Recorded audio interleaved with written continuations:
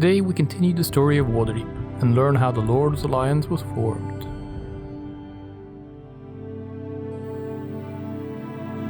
The only guildmasters to survive after the Guild Wars were Lohar Gildech of the Shipwrights and Elam Zoar of the Gemcutters.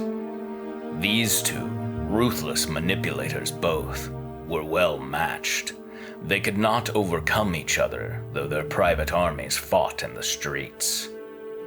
After a while, they sickened of bloodshed. Many from both families were dead, and they equally were losing profits. They came to an agreement to rule together. 2 thrones were set up in Castle Waterdeep, but these men were not agreeable on anything. Bickering and fighting often erupted between them. All matters, including the recognition of new guildmasters to rule the headless guilds, had to come before the 2 Lords Magister, but few matters were settled. It was at this time that Faerûn and Shilam saw their opportunity. One day to the courts of the Lord Magister came 2 people masked and robed as the Lords of Waterdeep of old. Whence they came no one knew, but they appeared in the castle's great hall where the courts were gathered, and commanded the Lords Magister to leave the city. Laughing, the lords refused, whereupon the shorter of the masked intruders blasted them both with lightning and fire. Their very thrones were shattered. The taller of the intruders then called for the heads of all the noble houses to come to them by nightfall, or leave the city forever. Everyone in the courts heard, and the news was cried out in the streets. The surviving nobles came, reluctantly and with bodyguards, expecting a trap. Faerûn spoke to the nobles and the crowd of townsfolk that had also come, saying, "This must not happen again.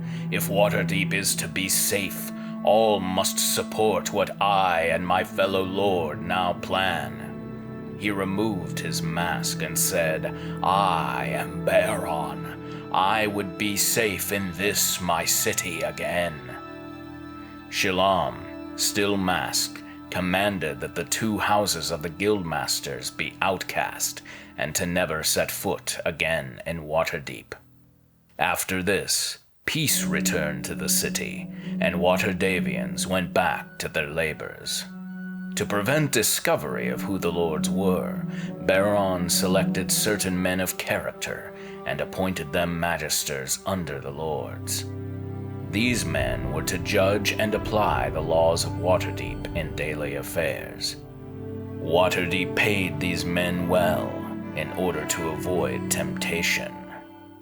Before the Lord's court, Faerûn encouraged folk to speak freely for the length of a short candle's burning, without fear of chastisement or reproach. They would be heard as long as they spoke openly and answered questions or opposing views put to them while there. With this idea, just grievances of folk would be heard, no matter how small the matter or lowly the speaker. And so it was, slow to take hold until people knew it for careful justice, but enduring beyond Faerûn's time and up until this day. With the passing years, Waterdeep has grown and become more varied, flourishing with good trade and under the tolerance and protection of strong defenders and good governance. Over the years, the city has seen problems from many sides. The Gods' War was a major disturbance to the city. A green dragon assailed the fields of triumph. The giants ravaged the north. But despite these hardships, the city and her people have survived and grown stronger. The Lord's Alliance continues to provide safety for all the settlements of the northern Sword Coast and for those inland. Though some say it can be matched in size or commerce, There is no city in the realms that compares to the sheer variety of life, tastes, and experiences found in fair Waterdeep, the City of Splendors, crown of the North.